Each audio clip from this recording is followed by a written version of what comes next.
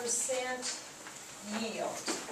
And it's up there in the notes, right up here at the top.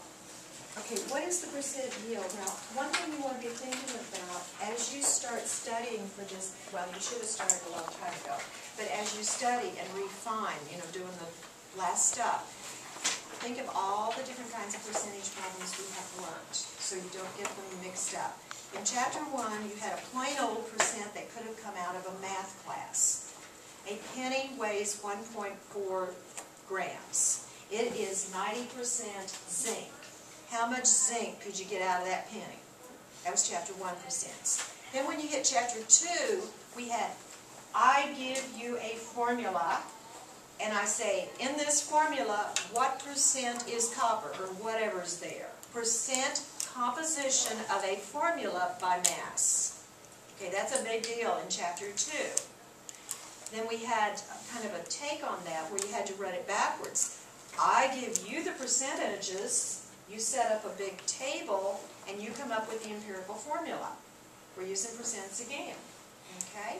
Now, let's see, and then we had right at the tail end, I believe it was Chapter 2, we had some more percents. If you picked up a rock or a mineral that weighed this much, and it's some mineral that has chromium in it, how much of pure chromium could we get out of that? And they were percentage problems. So take a look at that percent.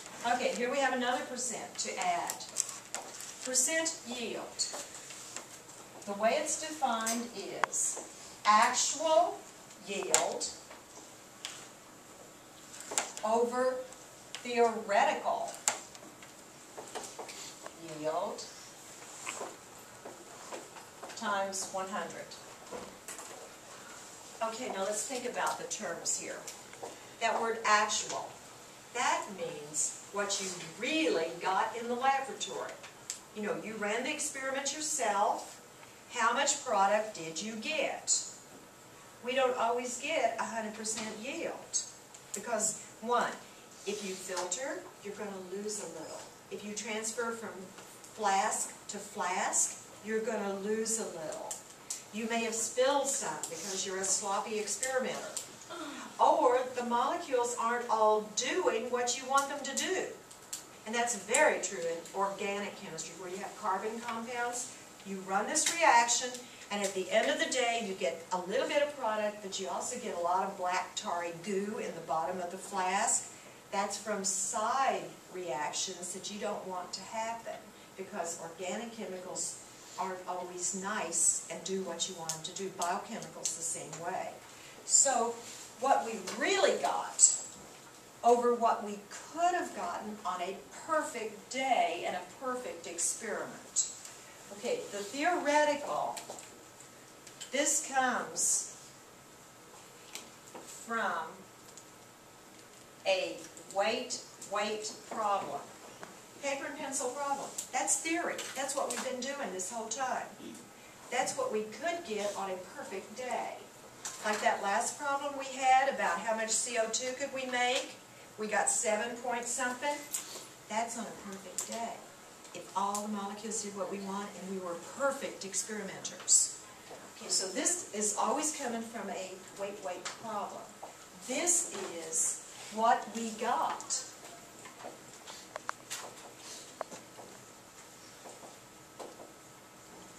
And there's always going to be some key word here. How do you know what you got? Let's read this first problem. Let me write the equation down. We're going to take some benzene, C6H6, an organic compound, because it's got carbon and hydrogen in it. And we're going to react it with nitric acid, and we are going to get something called nitrobenzene, and don't worry about the names yet, plus we will get some water. So that's an organic substance here, as is this. And why is it organic? Because it's got carbon and hydrogen in it. Kind of an interesting side story for those of you that may go on in chemistry. Back in the early 1800s, when somebody said this is organic, they meant that chemical had to come from a plant or an animal. And if I remember the dates correctly, some European chemist in about 1840 or 1850 actually synthesized urea in the laboratory. Now, urea is one of the compounds in urine. I mean, why would you want to synthesize that? You get it for free every day, several times a day. But he first synthesized urea. Okay, what that meant is they had to change their definition of what's organic. Because if you can make it in the laboratory, see, it wasn't coming from a plant or an animal. And so they changed their definition just after that. This is how a chemist defines organic. I'm not talking health food, folks, where they charge you more money for organic stuff. Okay, they use the term totally differently. Okay, we as chemists, when we say something is organic, it means it's got carbon and hydrogen in it. Now, some books will say it's got carbon in it, and they don't mention the hydrogen. But it really should say carbon and hydrogen. Okay, the business about health food stores, that's a totally different issue. When they say this is organic, they jack up the price, and they're trying to indicate that they made it without insecticides and so forth, which may or may not be true. So anyway, organic means something like this. Okay, here we go. Let's read through this and see what we're up against. We are going to take 15.6 grams of benzene. Okay, so I know that's a known. Then I see a magic word up there. We mix it with excess nitric acid. Excess is a code word meaning don't worry about it. Okay, now what can make this problem harder? They could give you grams of both, and then you got to decide which is limiting and which is excess. But we're only going to deal with one issue here at a time. So this is our known. This is an excess, so we don't care about it. Now, that was our first sentence. That's all I got out of it. Second sentence. If we obtain. Okay, there is a magic verb. That's going to let you know what you really got in the lab that day. You're going to see a word like obtain. We obtained so much in lab, or we got so much in lab, or we produced so much in lab. There's going to be some word like that that's going to let you know that is the actual yield. Okay, so what we have to do, and they don't tell you to go do this, they want to know what's the percent yield. Okay, here's our definition of percent yield. And if you think mathematically, you could probably crack this code. Percent, parts per hundred, part out of the whole. And so that 18.0, at first, we want to ignore it. Because what I've got to do, and you have to help me, we got to know how many grams of this we would get on a perfect day. This is the theoretical. And so the part that people, there's two mistakes people make. Number one, they don't realize they got to go for a weight problem first. The second thing they make a mistake about, somehow they want to use that 18 as part of the weight. No. Because this is telling you that's what you really got. Okay, so let's just set this up. Let's forget about this business. Let's just pretend we're reviewing. Okay, so this is our known, this is our unknown. And so it's a setup just like this. Grams of known to grams of unknown. And so we know we need 3 sets to get grams of this nitrobenzene. Yeah, Andrew? If it says that we obtain 18 grams of the nitrobenzene, yep. Why is it X grams, I think? Because that's what we really got in the laboratory. See, this is what, in theory, on a perfect day we'll get. Okay, so right now we're trying to solve the theoretical. Yeah, then we're going to be going over here. Step 1. This is solve the theoretical. Step 1 is, we're solving for the theoretical yield. Anytime you do a weight on paper, that's theory. In theory, you could get this much. Okay, now let's go back. Let's just pretend it's an old review problem. What are we going to need? What are we going to need before we really start, Nikki? Grams over moles, but we're going to need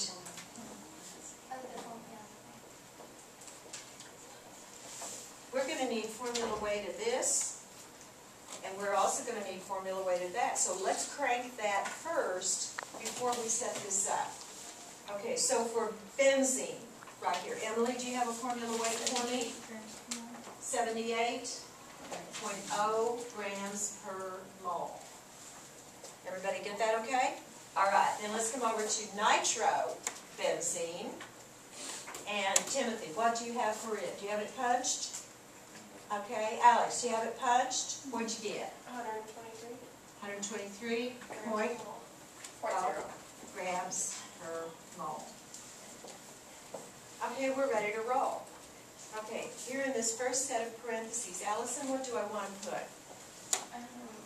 Grams of known, so it would be 15.6. 15.6. Or 78 grams per mole. Good. Now, do you see an advantage? You put your grams that are given up here, and I put the formula weight under it, which is kind of a little visual. Let's go divide. And so that's exactly what Allison did for us here. And if you did a unit analysis, the grams cancel. That gives us moles of this substance. Then, we need a mole ratio here. Steve, what's that going to be? 1 to 1. Good. 1 to 1. This mole cancels with that mole. This leaves moles of the nitrobenzene. And then in our third set of parentheses here, Eddie, what do I want to put? 123.0 Good. grams per mole. Good. Good deal. So this mole cancels with that mole. You know, if we were really being careful, what might we have done way up front? What might we have done way up front? Check the balance. Check the balance, exactly. And this one happens to be balanced, but it's always good on the test. It's always good to do a little quick run through to be sure that we have typed in the balanced equation, because sometimes, as you know, it's not perfect, subscripts get screwed up or something. So always check it. If there's an issue, raise your hand. Okay, so we're all set up. We want to think sig figs, and so let's punch this thing through. And again, however you do it on your calculator, this divided by that, get an answer times 1, doesn't change it. Take that answer times 123.0. I saw somebody's really cool calculator a day or so ago. Was that yours, Nina? Where you can do a fraction. She has a little key on there. It'll set up, and you just type that, and it divides. I've never seen one like that before. That's so cool. So you don't make mistakes. But anyway, however yours works, and remember on Tuesday, Ruben's going to come around at 10 and check your calculators. And he's going to wipe out your memory. So if you don't want your memory wiped out, because you got it for a math class, use one of my calculators. Okay? So he'll check yours. If he says you're fine, then you can go with it. So be sure you've got a calculator without a whole bunch of goodies stuck in it. All right, and no phones, of course, back there with you. We're going to put, on Tuesday, you're going to put all your gear up front, and you're going to be back at your place with a number 2 pencil, an eraser if you're a pessimist, and a calculator with no memory. The memory is here. Okay? And I'll give you a periodic table, everything. So you don't need anything, your phones, everything are going to be up here. Okay, now, what did we get? Did that give you long a time to punch it through, Bruce? What did you get? 24.6. Now you get to use the 18, because we want to know what's the percent yield on this. So we come over here. This is the only place we use that 18. So we say, we got 18. On a perfect day, we would have gotten 24.6. The grams are going to cancel. For percent, when you end up with a percent, it's just plain old percent. Part over the whole. Pedro, what'd you get? 3.6. 73.2%. 73.2%. Okay? Now, we all right on that one? Now, you might be wondering, and this, if you're a real live chemist, you're working in a chemistry lab. Is that good? It depends. what's interesting is here in inorganic chemistry, where we generally don't work with carbon compounds, except in theory on the board, that our compounds, our molecules, behave themselves. And if we're reasonably careful, we can get close to 100% yield. 90 to 100% yield is not uncommon at all in inorganic chemistry. But if you're an organic chemist, that 73.2 may be fantastic. If you work in the pharmaceutical industry, let's say you're making a compound that is a known cure for a certain type of breast cancer, but it's a 10-step procedure. Okay, you do your first step, you get an 80% yield. And then you do your next step, and maybe you get a 60% yield. And by the end of the 10th step, you got a 2% yield. And that's being a perfect chemist. A 2% yield may be fantastic. If you are the patient, and this means the difference in life and death, a 2% yield, yeah, that's why they jack up the prices, because they had to waste so much stuff to get a 2% yield. And a good story, years ago, and I can't tell you how many years now, but they found that there was a certain type of tree growing in Northern California. It was a yew tree, Y-E-W. Okay, I don't know if it was the leaves or the bark or something about that tree had a compound in it that was a cure for some kinds of breast cancer. Well, planning ahead, they can't just chop down every tree in Northern California, or they wiped out their source. And so as soon as they discovered what the active substance was in that tree, they started attempting to synthesize it. And they can synthesize it, it's just you don't get very high yields. But at least you've saved your trees, and they may have something else useful. Several years ago, we were in Costa Rica, and we took a tour through the rainforest. We had a naturalist with us. He'd rip off a leaf off of something, he'd say, chew that. We use it for toothache. Okay, so that thing, I put it in my mouth, I chewed it up. My whole mouth went numb. My tongue was numb, my whole mouth went numb. I can see, yeah, if I had a toothache, that'd be great. But just hiking through the rainforest, it didn't feel so good to have a dead tongue.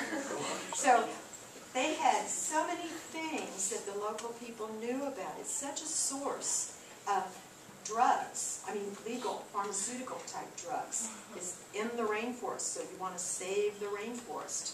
Okay, let's go on. Last section. Is everybody okay?